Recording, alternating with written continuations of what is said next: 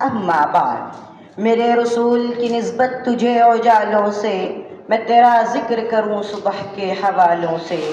میرے رسول کی نسبت تجھے اجالوں سے، میں تیرا ذکر کروں صبح کے حوالوں سے۔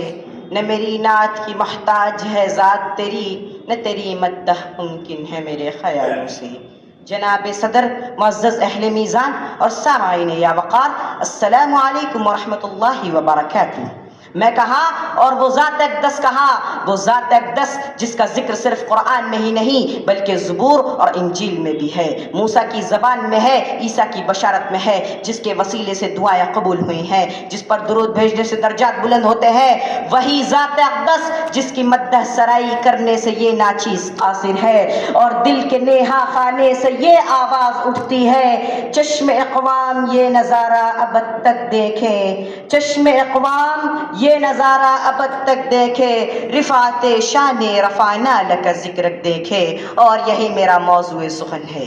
حضرات گرامی، ہم کے ایک ذرے مختصر، وہ کہ رحمتوں کا سمندر، ہم کے ایک فرد حقیر اور وہ کہ رحمت للعالمین، آگہی کے شے پارے اور روحانی نظارے عاجز ہے، حکمتوں کے ماں پارے اور دانائیوں کے ستارے حیران ہے۔ اللہ اللہ، کس کو ملا یہ رتبہ عالی؟ کون ہے یہ محبوب خدا؟ کیسی نوازش، کیسا کرم خدا کا میرے آقا پر۔ سلام سلام اے آمنہ کے لال، اے محبوب سبحانی، تو ہی ہے فخر نوع انسانی۔ سامعین، سورہ علم نشرح کی آیت نمبر 4 میں اللہ رب العزت فرما رہا ہے، وَرَفَعْنَا لَكَ ذِكْرَكَ، اور ہم نے تمہاری خاطر تمہارے ذکر کو بلند کر دیا۔ حضور پر نور صلی اللہ علیہ وسلم کے ذکر کی بلندی یہ ہے کہ اللہ تعالیٰ نے قرآن میں فرما دیا، مَن يُطِيعِ الرَّسُولَ فَقَدْ أَطَاعَ اللَّهَ، یعنی جس نے رسول صلی اللہ علیہ وسلم کے حکم کو مانا، بے شک اس نے اللہ تعالیٰ کے حکم کو مانا۔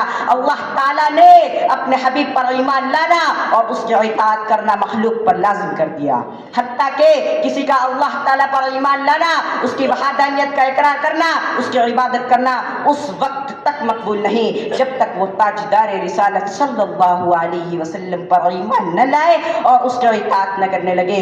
حضرت عبداللہ بن عباس رضی اللہ تعالیٰ عنہ فرماتے ہیں، اگر کوئی شخص اللہ تعالیٰ کی عبادت کرے، ہر بات میں اس کی تصدیق کرے، مگر وہ سرور کونین صلی اللہ علیہ وسلم کی رسالت کی گواہی نہ دے، گویا وہ سب بیکار ہے اور وہ کافر ہی رہے گا۔ دیکھیے سامعین، جہاں جہاں اللہ تعالیٰ کا ذکر کیا جاتا ہے، وہاں وہاں نبی کریم صلی اللہ علیہ وسلم کا بھی ذکر کیا جاتا ہے۔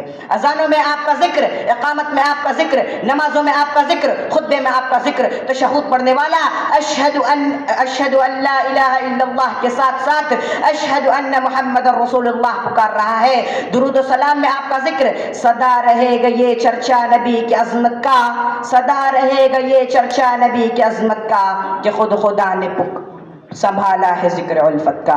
عزیزو، آپ صلی اللہ علیہ وسلم کا ذکر اور تعریف عبادت ہے تو درود شریف نبی کریم صلی اللہ علیہ وسلم کی تعریف کا دوسرا نام ہے۔ قرآن پاک میں ارشاد باری تعالیٰ ہے، ان اللہ وملائکتہ یصلون علی النبی یا ایھا الذین آمنوا صلوا علیہ وسلموا تسلیما، بے شک اللہ تعالیٰ اور اس کے تمام فرشتے نبی کریم صلی اللہ علیہ وسلم پر درود و سلام بھیجتے ہیں۔ اے ایمان والو، تم بھی نبی کریم صلی اللہ علیہ وسلم پر درود و سلام بھیجا کرو۔ یہ وہ واحد عبادت ہے کہ جس کے اندر اللہ تعالیٰ نے اپنے آپ کو بھی شامل کر لیا۔ مطلب یہ کہ اللہ تعالیٰ نبی کریم صلی اللہ علیہ وسلم کے ذکر کی بلندی کر رہا ہے۔ دنیا کی ہر قوم، ہر نسل اور ہر زمانہ اس حقیقت کو ہمیشہ کے لیے اپنی آنکھوں سے دیکھتا رہے گا کہ نبی کریم صلی اللہ علیہ وسلم کی شان اتنی بلند ہے کہ دنیا کی کوئی بھی طاقت یا زمانہ اسے مٹا نہیں سکتا۔ آئے نبی تو سارے ہنر بولنے لگے، عقل و شعور و فکر و نظر بولنے لگے۔ آئے نبی تو سارے ہنر بولنے لگے، عقل و شعور و فکر و نظر بولنے لگے۔ اللہ کی کلام کی اتری جو آیتیں لفظوں کے ساتھ زیر و زبر بولنے لگے۔ معزز سامعین کرام، اللہ تعالیٰ نے اس پوری کائنات میں نبی کریم صلی اللہ علیہ وسلم کو سب سے اعلیٰ اور افضل مقام عطا فرمایا ہے۔ ذرا اپنا محاسبہ کیجئے حضرات تم نے کتنا ذکر بلند کیا نبی کریم صلی اللہ علیہ وسلم کا.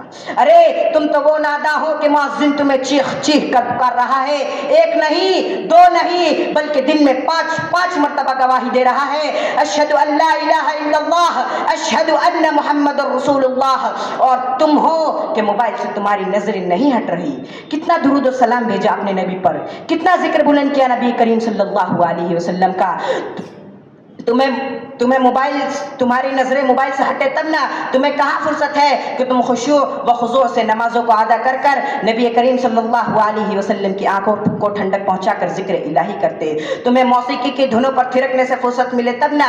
اے خواب خرگوش میں مست قوم, دیکھو نعوذ باللہ اب حضور صلی اللہ علیہ وسلم کی شان میں گستاخیاں ہونے لگی. تمہاری اسی بے حسی کی وجہ سے حضور صلی اللہ علیہ وسلم کی کارٹونیں بنائی جانے لگی.